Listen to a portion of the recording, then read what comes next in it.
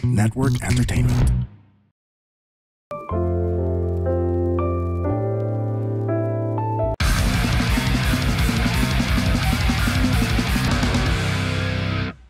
Hello guys, welcome to another episode of Hindi Kita Matutulungan, ang advice show na hindi ka matutulungan. Tayo na yun na yung bagong catchphrase ngayon no?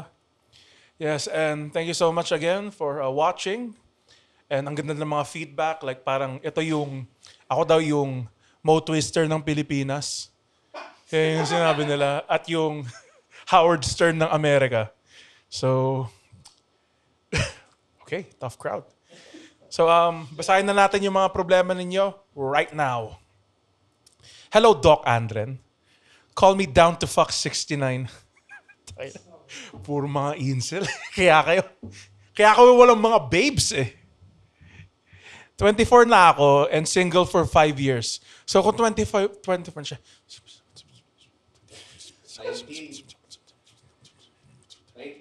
19.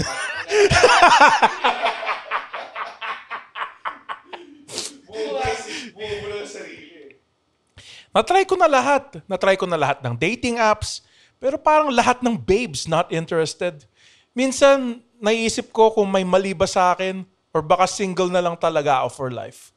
Ako ba yung problema? O masama lang talaga yung timing at algorithm? Ooh. Alam kong hindi mo ako matutulungan, pero baka may masakit kang katotohanan na kaya kong tanggapin. Alam mo, Down to Fuck 69, baka kasi yung dating name mo pare, Down to Fuck 69, baka may kinalaman yon kung walang mga ebas na may gusto sa'yo, mga babes. So, mga advice ko na lang, di naman nila kasalanan kung ayaw ka nila eh. Not interested. Gawin mo sarili mong interesting. Ang dami mong... Naisip ko may mali ba sa akin? Malamang may mali siguro sa'yo. Ano ba itsura mo? Hindi ko naman alam itsura mo eh. Baka may isang horn ka na mukhang etits. May single ba? Alam mo, wala naman masama sa pagiging single for life eh. I mean, menos gastos. Ano mo yan? Lahat ng pera mapupunta sa'yo. Hindi ko naman sinasabing ganun parati yung relationship pero alam mo yan, ako lang ba yung may problema? Hindi ko alam yan eh. Baka kasi kailangan mo lang gawin. Kasi yung mga dating apps ngayon, it doesn't make sense to use a dating app. May Facebook naman eh. So, ang gawin mo, parang makipag-meet up ka na lang sa mga dati mong, di ba? Naging 5 years ka ng single. So, balik ka sa ex mo. Balik ka sa ex mo. Pag wala siyang boyfriend like baka pwede niyong i-rekindle yung romance niyo naman na never naman nagkaroon kasi hindi kayo tumagal. Pero baka pwedeng you can be each other's rebounds. Diba? Kasi ikaw, single ka. Make sure lang that this girl is in a bad place in her life bago mo siya balikan. Damn. I'm kidding. Joke. I'm joking. Okay? Huwag niyo akong i-cancel. Hello? Nandito na yung cancel police. Joke lang naman ako eh. Nagjo-joke lang naman ako eh. Yun na lang. Makipag-meet up ka. Alam ko may dating app din yung Facebook. Diba? May dating app din siya. And yun lang. Problema kasi sa'yo eh, parang iniisip mo na ikaw yung may problema. Baka sila yung may problema. Di mo ba naisip yun? Tama. Hindi naman ikaw parati yung mali eh. Baka lang naman na ayaw nila ng pangit. Pangit ka ba? Pangit ka ba? Pag sinabi mong pangit ka, paano ka? If you can't love yourself, how can you love anyone else, pare? Diba? Sabi ni RuPaul yon sa RuPaul's Drag Race Season 6. Ganda nung Season 6. Talaga? Yung All-Star. Specifically season 6. Yeah, dude, yung All-Star. Kasi may isang drag queen, nakalimutan ko yung sinabi niya, parang, just when Jesus resurrected Lazarus, RuPaul brought back all of these horrible hoes. Ganda ng RuPaul's Drag Race. Tayo na. Yeah. Oh. Yeah. Sir, table slammer. Ginagaya mo ako eh. Huh? Stop slamming the table, sir. Sige. Ang next, ito. Yung next letter natin, sorry, na-fluster ako ng konti. Mula kay Mr. Maldita. Ilagay na lang. Dear Andren, please don't reveal me kasi open micer din ako. Bakit yung ginagawa to? Okay. Mga putang ina. Please don't reveal me kasi open mic. Ano? Okay, open micer din ako. Ano yun? What was that? Oh, wait. What kind of dead stare? Flash forward. Yeah. I'm a married dude for 5 years with a 4-year-old daughter. Once in a while, pumupunta ako sa mga spakol kasi hindi marunong mag-massage ang wife. Talaga? Ba't di ka pumunta sa fucking... Ba't di ka na mag-jakol? Tangina, sobrang mister pala. Oh, hindi magaling mag-massage. Di punta ka sa Din Tai Fung ba yan? Dintay po. Mamasahe ka ng Dintay po. Ano yung Thai massage place na sinasabi nyo? Nuat Thai. To be fair, malapit siya sa Din Tai Fung. May Thai siya. Sobrang lapit pa. Kaya pa spelling mo. Okay, whatever. Oh. Kasi hindi marunong mag-massage ang wife ko at handjob lang naman ang ina-avail kong extra service sa mga spakol. Ang problema ko, later, may isang therapist na binablackmail ako. Holy shit! Shit! Ang galing, ang ganda naman na sinabi niyang therapist na lang tong isang spakoler na to. Bigyan pa ng... Nire-respeto pa rin niya eh. Vinidyo niya kasi ako habang ginadjakol ako at isi-send daw niya sa asawa ko. Noong una, okay pa naman kasi ang demand niya lang sa akin ay magpamassage at magbigay ng extra pera every month. Kaso ngayon, nagiging every week na. Nahahalata na ng asawa ko at wala na akong nasi-save na pera. Yun lang. Yun lang naman. Yun lang naman. I mean, Oo, kaya yan. Siguro to eh. Ay, iniisip ko kasi lahat ng open mic. napupunta sa spakol. Dami. Lahat. Gago. Nako, ang wild nito. Best bet mo na lang, aminin mo na agad. Oo. Aminin mo na agad, dude. Kasi, dude, hindi lang yung massage parlor na yon, hindi lang hawak yung titi mo, pare. Hawak din yung buhay mo, pare. Kaya mas mabuti. Like, ito. Alam kong dating sinabi kong inamin mo, magagalit yung girl. Pero, kasalanan mo, ang gawin mo na lang, gawin mo yung ginagawa ni Usher, kasi di mo gagana rin sa kanya yun. Yung these are my confessions. Tapos punta siya, like habang umuulan, like kita yung chan mo, tapos yung palapit ka sa girl, like, nagkukurepok ka, tapos ibibigay mo yung flowers sa kanya. Sa amin naman sa kayo nag-spakol. Sobrang hindi ganun ka-romantic eh. I mean, Hindi pwede demand eh. hindi ko alam eh, kasalanan niya eh.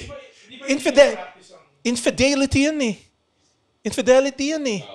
Hindi po, like, gusto ko kasi sinabi niya, handjob lang naman hinihingi ko eh. Puta, nag-cheat ka pa rin, baby boy. Paano nangyari na video siya habang nangyari? Kasi hawak yung isang ticket tapos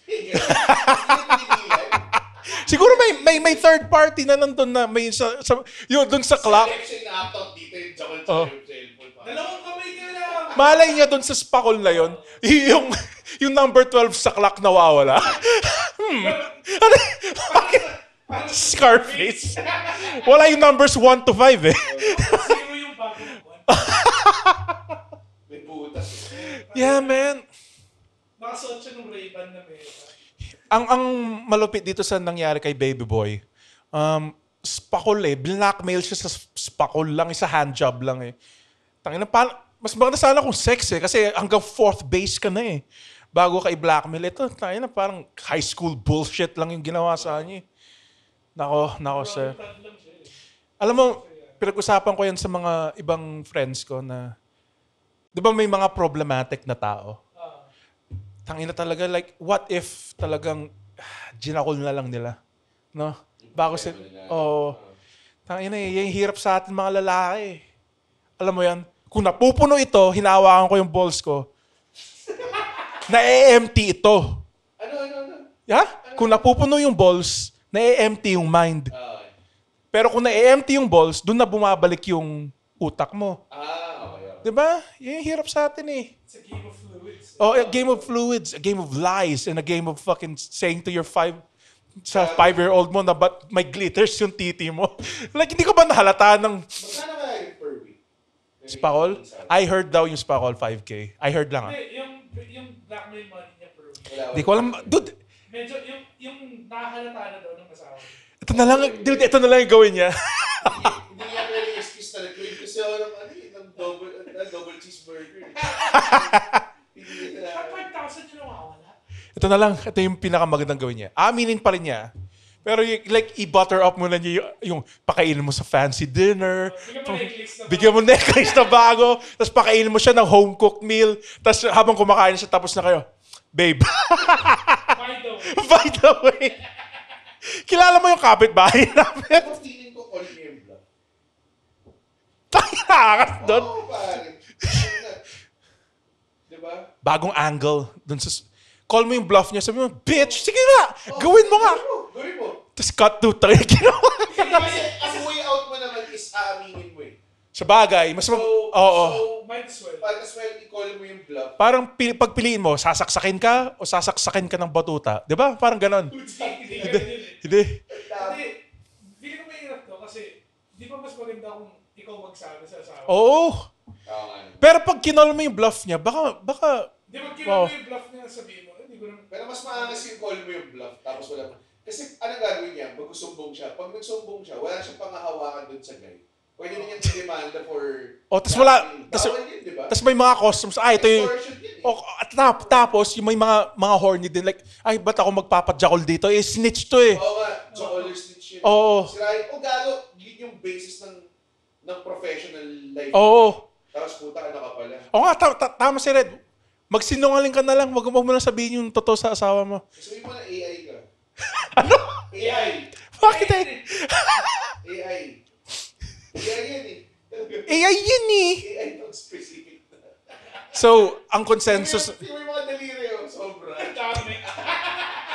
tas hindi ko yan tinan mo, tangin, ang laki-laki ng akin eh. So, basically, call her bluff. Thank you, Red. Galing. Master yun eh. Kaya pag ginawa mo yun, maya-maya, honey, sorry na. Too sad. Kasi pala mag-onchaba yung therapist sa akin asawa. So, next letter. Hello. Grabe mo na nagpapadala sa'yo. Ito, medyo tame. Hello, King Freak. This is me, Blank. Tago na lang natin siya sa pangalang Blank. Blank. Oh, ganun isip. Metal 69. Yun ang Metal 69. I love your metal shirts and I am also a fan of metal. Pero takot ako magsuot ng t-shirt ng metal shirts kasi hindi naman ako marunong tumugtog. I just love, ito yung sabi niya eh. Ayoko mapagkamalang poser. Plus, ayoko rin yung image ng mga maaasim na rockers yung mapunta sa akin. How can I still wear these band shirts without looking like an incel or /mabaho? Salamat, King Freak. Wishing you the best sa podcast mo. Ito yung weird eh. Mukha ba ako maasim? You guys, ang magkakapag-decide kung mukhang maasim ba si Andren o hindi. So sa Facebook, sa YouTube na lang, sabihin nyo, or sa Spotify, kung mukha ako maasim o hindi. Saan pa? Sa Facebook din, sa Facebook. Press 1. Press 1 kung maasim ako. Press 2 kung hindi. Sa YouTube, di ba ito? Hindi pwede naman sabihin eh, kung mukha akong maasim o hindi. Dami nga nagsabi ko mukha ako si Pedro Pascal eh. Sino? Pedro Pascal? May freaky chick na Pedro Pascal, sabi niya sa akin. Hindi, sabi niya, Pedro Pascual. Yun yung nakasunod. So ako naman wala. Like, kahit gaano ako nako-conscious, wala akong pakialam eh. Like, Hindi naman relevant na tuhog to. Fine ka naman. Like parang may mga creepy guys na kunwari sa Cubao Expo, may nakita kang girl na naka Joy Division t-shirt. Name 2 bands ka ng Joy Division. May mga ganong tao ba talaga sa tunay na buhay? Pero ako, if ko yung hindi ka fan na sinusuot mo yun. Ako konti lang. Kahit isang song lang. Kahit isang song man lang. Kasi ako, fan ako ng Lamb of God. Like, marami akong alam na songs nila. Quiz me. Ilang, wala ko lang Sino yung gitarista ng Lamb of God? Si Chris Adler. Hindi na Ha? mali ka. Sino siya? Di niya alam yun. Pero ito, like, basta fan ka ng music, ano ba pakialam nila? Like, parang, poser ka ata, marunong ka ba mag-gitara? It's not as if may gitara ka at hand, di ba? Ito, gitara, isolo mo. Nagsuot ka ng polo shirt. Tapos di ka naman marunong sumakay ng kabayo. Yung maasim na image naman na rockers. Tama. I think feeling... Rocker cup ka nila. Oh. Kailangan naman truck. Nagbe-brief ka, malit naman titi mo. Di ba mga ganun? So, I think naman, wag ka na... Kung mahal mo talaga, kung mukhang maporma para sa'yo. Ang dami na nga nagsabi sa akin na tanda-tanda mo na, Andren, 36 ka na, nagba-band shirt ka pa. Ang sabi ko, ano ba alam mo, ma? Diba? Wala, wag ka lang ma-conscious. Sobrang... Kung gusto mo yung banda, isuot mo lang. Like ako, yung Lost Prophets, favorite ko. Idol. Google nyo lang kung ba't kami tumawa ni Alexio. Nako. Hi, guys. We are the Eavesdrop Podcast. My name is Francesca. My name is Jelly. This is Delamar. This is Jude. What's up? Yeah, and we are inviting you to check us out, your fellow TPN podcast. And if you want to learn more about life, what's happening around us, you want to know about love, healing, this is the podcast you should be listening to. Eavesdrop, eavesdrop, eavesdrop, eavesdrop. Sometimes we get drunk and do the show. Those are the fun ones. Like today, Ooh, why? Who's drunk? Like right now. you're red as a bug. Am I? Eavesdrop, please catch it. 4 hosts going crazy. You'll have fun. You'll cry. Everything else. So please check it out. The Eavesdrop. Only on the Pod Network. So, next advice. Wait, sorry. Wacky-doo! Yung nakalagay. First of all, let me say, I acknowledge my OKF, original king freak. Tangina, this guy rules. Ikaw na bahala magtawag kung anong gusto mong itawag sa akin. Pare, si Big Dick Johnson, pare. Big Dick Johnson. So, ikaw na bahala. Ayun. Almost 11 years na akong employed. Good for you. Currently working sa isang company around sa Pasay. Okay naman, smooth sailing. Pero bigla akong nilagay sa panggabi na shift. Halos 11 years na akong 8 to 5 p.m. So, yung katawan ko, di na sanay sa morning. Hindi na sanay sa morning. Tapos, boom, biglang 11 p.m. to 8 a.m. As a result, palagi akong puyat. Hirap makatulog na alam mong kung may araw pa. Hindi din gumagana ang white noise sa blackout curtains madalas. Nakaka-stress, nakakapagod. Madalas overeating din ang nangyayari dahil feeling ko parati akong gutom sa night shift. Tapos yung bago kong teammates sa office, puro matatanda. Like, what the fuck? Hindi ko makausap about wrestling and other stuff na trip ko. 11 p.m. to 8 p.m. Oo nga, night shift. Ako bilang nurse. Kasi nag 11 to 7. Puta, nag 11 p.m. to 7 a.m. ako noon eh. And ang hirap nga niya eh. Kasi nabuhay lang ako sa energy drinks noon eh. Lalo na kung last 2 hours. Hindi rin siya healthy eh. Kasi parang masisex yung asawa mo ng malupit pag like may araw pa. Grabe ang weird nun, mag-sex kayo tas hindi gabi. Para kayong uminom tas hindi gabi, di ba? Weird yun, di ba? Mag-sex na may... Ha? Hindi ba kaya nga, yakap sa dilim. Hindi siya yakap na may araw pa. Yeah, baby. We can do it all night long. Hindi, we can do it day and day and day. Afternoon direct. Ay, tungkol sa sex yun? Fuck. Namimiss ko yung mga times talaga na nagigets ko pa yung mga kante. Alam mo, sabihin mo na lang sa boss mo, kung ganito ka ka-apektado, ano bang company to? Ha? Namiss ko rin mga days na gets ko pa yung mga lumapat na din. Oo nga eh. Pero may mga iba, Kayo lumabas kesa mabuhay kayo. like yung, ang hirap i-gets yung mga ibang kante. Like yung salamin-salamin ng Bini. Tungkol saan yun? Tungkol lang ba sa salamin? Sa reflection nila. Or, may mga nakikita kasi... Walang or. Ha? Or, yun eh. Parang yung reflection ni Lea Salonga, hindi lang naman yung literal reflection niya eh. Yung ibig sabihin doon, yung emotions niya hindi nakikita sa reflection niya eh. Diba? Kung sino talaga siya. Inside!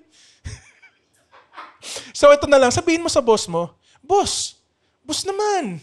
Like, sip-sip ka ng konti. Ganyan to. Boss naman eh.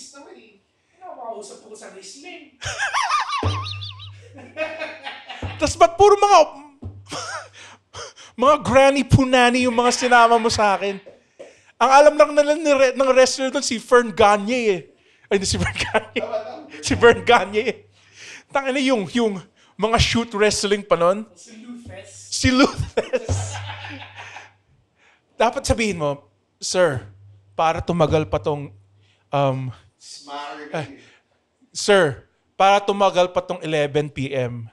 to 8 a.m. shift, kailangan yung dapat babes yung mga kasama ko para awake ako, pare. Masama ba yun? Dapat yung mga sexy. Mga 36, 24, 36. Yun na lang. Yun yung advice ko. Para makatagal dito, sabi mo sa either pang day shift na ako o babes. Mamili ka dun sa dalawa. Mamili ka! Babes. Morning shift o buntot pagi. Yan. Okay. Next. Pangapat.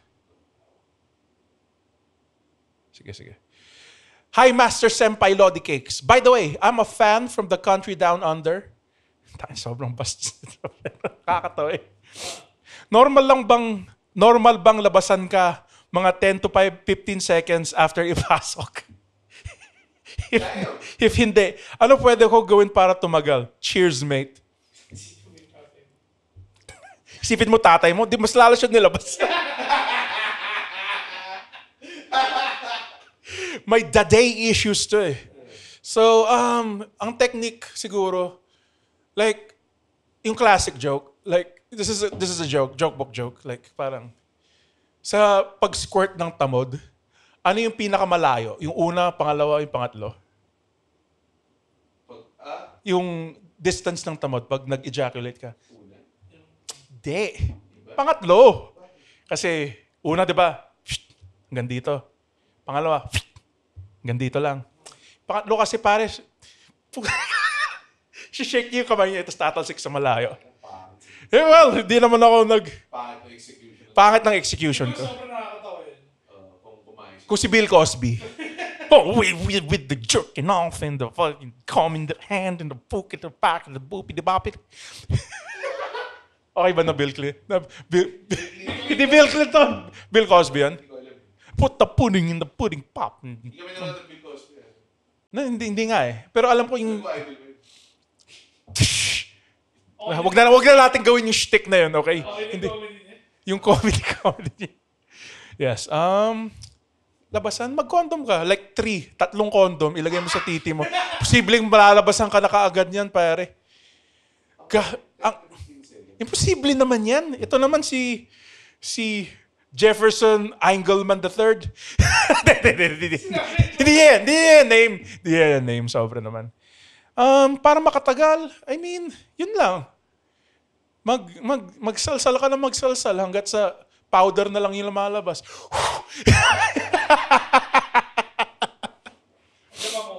Oh, dude, hanggang, yeah. Sige. Ito yung last one. Medyo malapit to, so bear with me, guys. Sige. Dear Kuya Pedro Pascal, I have this ex-GF. We first became friends after ng mahabang ligawan, as in 11 months na ligawan. Naging kami, then after 8 months, we broke up. Not like any of us wanted to break up. We were the victims of circumstance.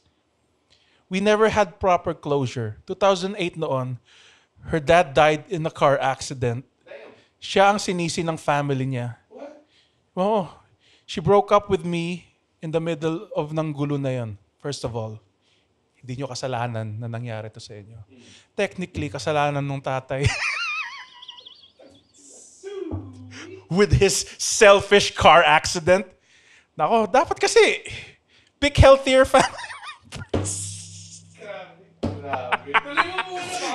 Gagot kaya hindi pa. I tried to be there for her, pero she'd rather not have me there. Tried to reason with her, but she's not having any of it. Not entirely sure why, kaya nagalit ako sa kanya noon. Kasi it doesn't make sense to me to ask for a breakup when it should be the time that we should be there for each other. I was like, gusto mong malayo ako di lalayo ako. Kasi very specific. Ha?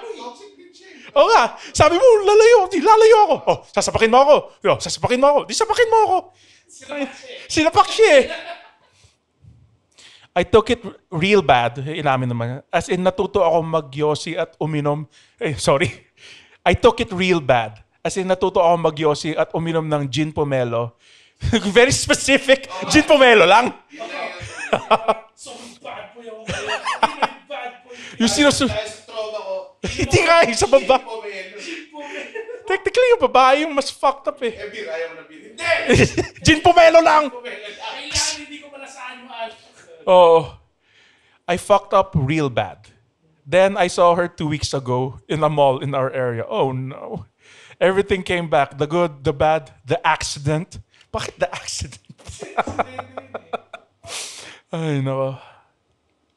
Wait, yung nagpadala ng letter, siya yung namatayan? O yung boyfriend niya namatayan? Yung girl, yung namatayan. Yung nagsinungaling yung lalaki. Yes. Then I saw her 2 weeks ago in a mall in our area. Everything came back. The good, the bad, but mostly the good.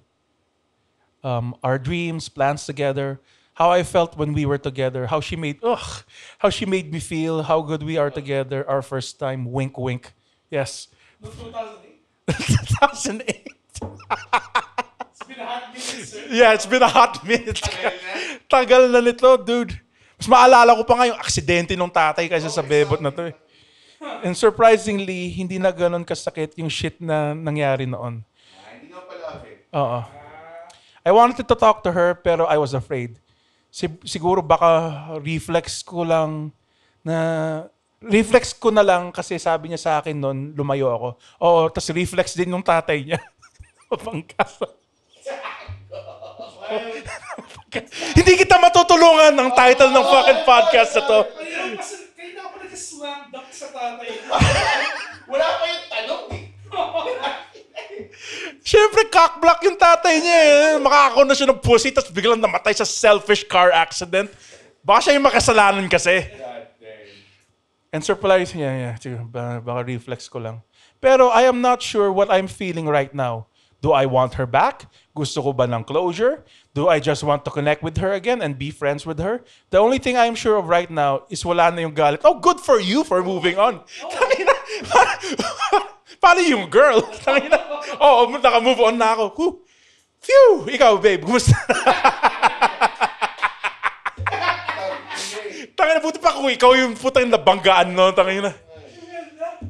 Pero I'm not judging you. Baka naman mabait kang tao. Ha? Should I get ito? Ito. Do I want her back? Gusto ko ba ng... Like, I'm not sure what I'm feeling like right now. Do I want her back? Gusto ko ba ng closure? Do I just want to connect with her again? Be friends with her? The only thing I'm not sure is right now is wala. I think it's guilt. Sa totoo lang. Hindi na ako si sentence. Okay. The only thing I'm sure of right now is that wala na yung galit. Tapos na yung letter. Oh, tapos na. Wala siyang goodbye? Wala siya. Wala. Wala. Kupal talaga yung Oo nga, tangina. You don't deserve her, pare. Dapat ikaw na lang yung nasa sasakyan nun. I'm kidding. Yes. 2008 sila naging sila? Yes. So that's like 17 years ago. Yes. 17. 2025 na ito, 2008 yun. Oo nga. Mild. Wild nito, man. Hindi ka talaga nakamove. I think it's guilt. It's 100% guilt. Kasi kung sila mo naka-move on ka na, tapos iniisip mo pa rin siya nung nakita mo. Oo. Parang, Hindi, I mean, baka trigger lang. Hindi naman niya consistently iniisip. Pero nakita niya, parang, nga, ito yung nangyari. yung twist dito may sarili na siyang pamilya. Hindi. Ang pinapakitang twist, nagtuturo siya na mag-drive. Nagtrabaho sa A1. At dahil dyan, sinimulan ko ang aking driving school. Marami yung branches sa buong Pilipinas. Oo, ang hindi. Oo. Si Frederick A1 pala yun. Oo. Ang pangalan driving school, huwag kang tumama dyan, driving school. Okay. Enough of the dead dad jokes. I think it's guilt. I think sobrang toxic pa if you wanna impose that. Kasi kahit hindi mo kasalanan, who cares kung nakipagbalikan ka sa kanya, it's just gonna remind her of that accident. Sa totoo lang. Naalala last time nagkita tayo. Oo nga, nung nabangga yung tatay mo. Nagsigawan tayo sa harap ng kabaw. I think, I'm sorry, man. You're just feeling guilt. I think, Kasi wala silang Wag. wala silang closure. yes. Walang closure. Pero parang hindi naman kailangan. Oh, hindi na. Like, closure is overrated. It's been so long. Yeah, man. Closure, dude, learn to finish the book, pare. Parang, wag mo lang pipilit na may ibang ending pa tong librong to. Yun na yun eh. Just open a new one, pare. Open a new chapter. Coloring book. Oo. So disabled. Wala, ito na. So disabled yung isa-sex niya. Grabe na. It's not worth it, pare. I mean, serious hat on. Ang dami nangyari. Bagay sa'yo. Oh, Bago ba yan? bago. Parang ini-Emperor's New Clothes nyo lang ako eh. I think, yeah, wag na kasi it will just, I know it's frustrating, dude, na wala ka namang kinalaman doon, pero you will remind her of that fateful day na nabangga yung tatay niya. At gets sana kung, man, libog lang yan, jakol mo na lang yan. Puta. Okay, maghanap ka ng mas sexy sa kanya, di ba? I-compare mo. May dalawa kang picture. Di ba? I think, yun. Shit happens lang talaga. And nakakainis man sabihin, pero yung sabi ko kanina, pare, huwag ka nang maghanap ng iba pang ending. Yun na yung ending na, di mo naman ginusto, yun na yung ending niya. Diba? Yung sinabi niya, yung first instinct niya ay hindi lumapit na. Oo nga, you pussy. Coward. Wow! Grabe. What a great episode. You guys are fucked up. Kung gusto niyo mag-email, Kung gusto niyo mag-email, nakakalimutan. punta lang kayo sa hindi kita matutulungan 6@gmail.com. Kasi dati nilagay dito. So, ang gagawin ko na lang, ituturo ko dito sa lahat sa periphery ko, sa lahat ng periphery ko. Doon yung ilalagay sa periphery ko. Okay. So, thank you so much, guys. And may bago akong sign out. Babulicious!